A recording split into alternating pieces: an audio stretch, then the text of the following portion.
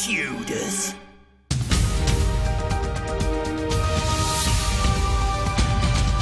Hello and welcome to the news at When. When? Tudor times, when England broke with Rome and got its own church, which really pleased Henry VIII and really upset the Pope.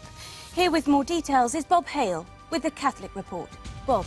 Thank you, Sam. Well, there it is, Tudor England. That's Henry VIII right there. And as you can tell, it's wall-to-wall Catholics as far as the eye can see, much as it has been for, let's say 900 years. But Henry's got a bit of a problem because he wants a divorce, which is exactly the sort of thing that the Catholic Church doesn't like. So he asks the Pope if he can have a divorce, and he says, no way, Jose, which is weird because his name's Henry. So what does Henry do? He breaks away from the Pope. There he goes, and he starts up his own church here in England called, unsurprisingly, the Church of England. And since he's in charge of it, he basically grants himself a divorce and marries Anne Boleyn, who's a Protestant, meaning she believes in the Bible, but not in the Pope. Now, since the country's turning Protestant, Henry starts being a bit mean to the Catholics. And by a bit mean, I mean he executes them, closes their monasteries, and takes all their money. Then he gets married another 4 times, and he dies. Well, that's what 6 wives will do for you, and that, believe it or not, was the easy bit, as we can see if we look at the religionometer.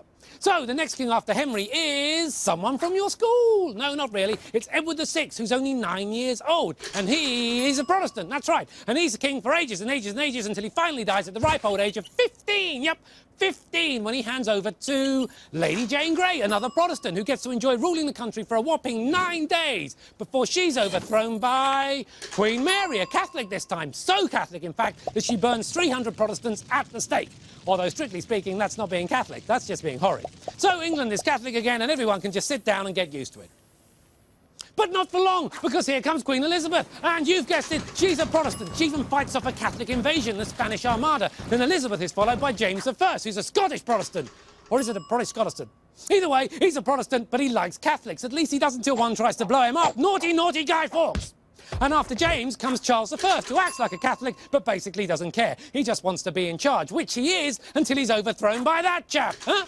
Who's not a Catholic or a Protestant, he's not even a king, seriously. He's Oliver Cromwell, a Puritan, which is like a really strict Protestant. So strict, in fact, that he chops Charlie's head off, and then he bans music, theatre, dancing, Christmas, hedgehogs, and fun. Except not hedgehogs. Then he dies, hooray, and we get the monarchs back, woohoo, it's Charles II, who is loads of fun. He's also a Protestant, but he converts to Catholicism on his deathbed. So he's a Catholic, but only for a couple of minutes. Then comes his brother, James II, who is a Catholic, always has been, and not just for a couple of minutes, but he doesn't like Parliament, so they chuck him out and bring in his daughter and her husband from Holland, that's William and Mary, and they decide that England is definitely Protestant, as it is today, but only after 185 years of going Catholic, Protestant, Catholic, Protestant, Catholic, Protestant, Catholic, Protestant, Catholic, Protestant. You're getting sleepy. You're getting very sleepy. Hand back to Sam. Sam.